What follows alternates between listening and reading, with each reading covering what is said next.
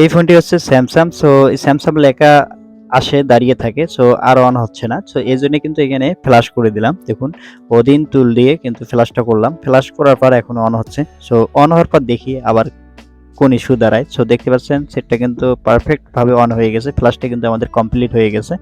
So এরপরে দেখি এখন দেখতে পাচ্ছেন এখন কিন্তু আমাদের ওয়াইফাই কানেক্ট আছে। সো ওয়াইফাইটা কানেক্ট করে নিচ্ছি।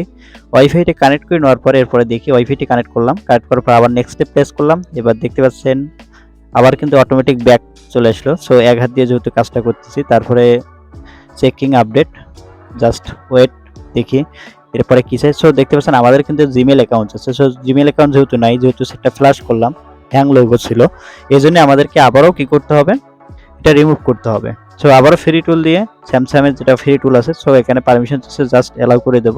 ইডিবি মোড দিয়ে কাজটা করলাম। সো দেখতে পাচ্ছেন ওকেতে প্রেস করলাম।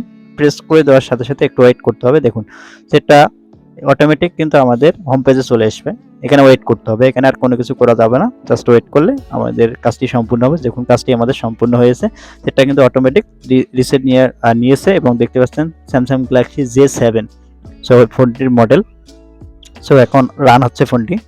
রান হওয়ার পর আমরা দেখতে পারবো আমাদের কিন্তু যে লকটা ছিল জিমেল চার্জে, সেটা কিন্তু রিমুভ হয়ে গেছে, পারফেক্টভাবে কাজটি সম্পূর্ণ হলো। সো অবশ্যই পেজটি সবাই ফলো করবেন।